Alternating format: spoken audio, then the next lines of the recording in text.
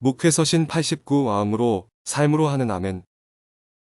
다른 교회에서 신앙생활을 하다가 이사로 하누리 교회를 찾은 분들이 낯설어 하는 게 몇 가지 있습니다.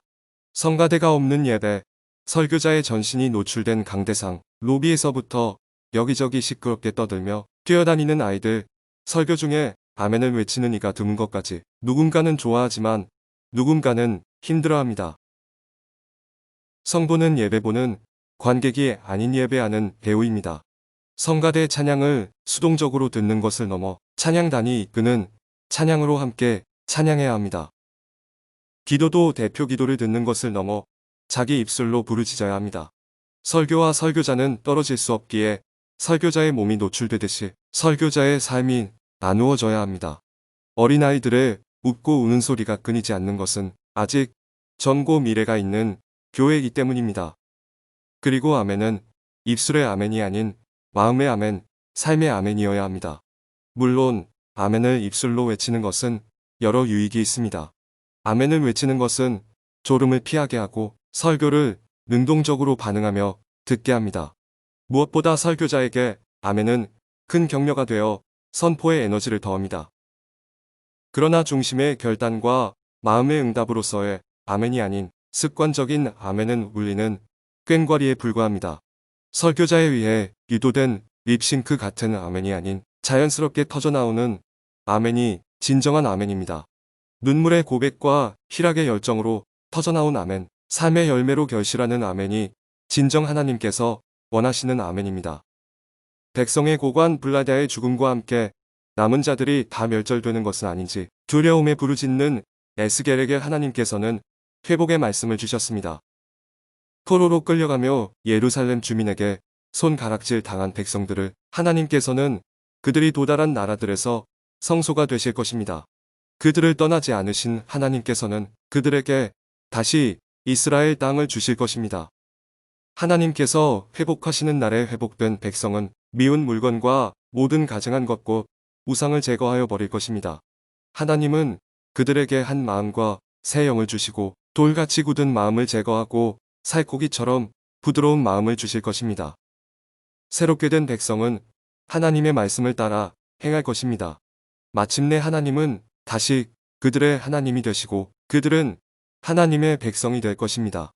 그러나 그날에도 우상을 마음으로 따르는 자들은 그 행위대로 갚음을 당할 것입니다. 회복된 백성은 말씀을 진실함으로 받아 아멘하는 성도입니다. 회복된 백성은 마음의 부드러움과 삶의 행함으로 아멘하는 성도입니다. 돌같이 굳어 말씀이 들어갈 수 없었던 마음이 살코기처럼 부드럽게 회복된 마음이 아멘하는 마음입니다. 말씀을 듣는 우리의 마음은 돌 같은 마음입니까? 살코기 같은 마음입니까? 우리의 아멘은 마음도 행함도 없는 립싱크입니까? 마음으로 삶으로 하는 아멘입니까? 온라인으로 설교하는 게 참 힘듭니다. 말씀을 듣는 성도들의 아멘을 볼 수 없어 답답합니다. 그동안 아멘을 외치는 큰 소리는 들을 수 없었지만 읊조리듯 가슴에서 터지는 아멘은 들을 수 있었습니다. 뜨거운 눈물과 기쁨으로 드러나는 아멘을 볼 수 있었습니다. 온라인 설교는 아멘을 들을 수도 없고 볼 수도 없어 힘겹습니다. 그러나 설교자는 보지 못하는 성도의 아멘을 하나님께서는 보고 계셨습니다. 한 마음과 새 영을 주셔서 살코기와 같이 부드러운 마음을 주겠다고 하신 약속대로 마음을 새롭게 하셨습니다. 말씀이 마음 깊이 들어가 심겨졌습니다.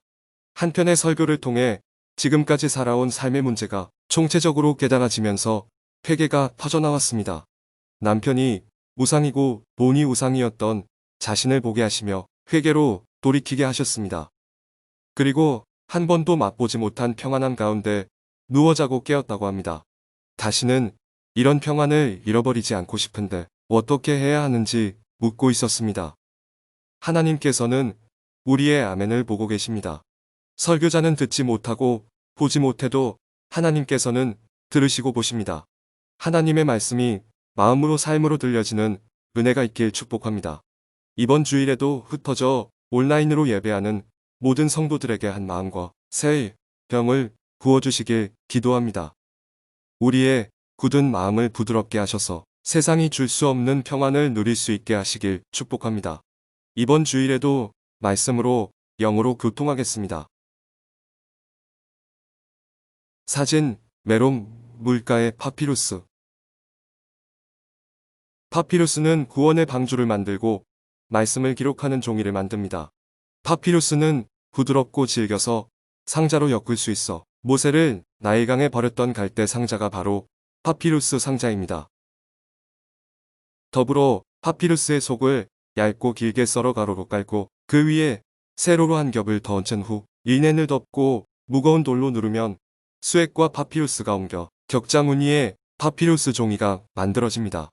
파피루스적 영혼을 살리고 말씀을 기록하는 데 쓰임받았으면 좋겠습니다. 2020년 9월 19일 토요일 아침 권종열 목사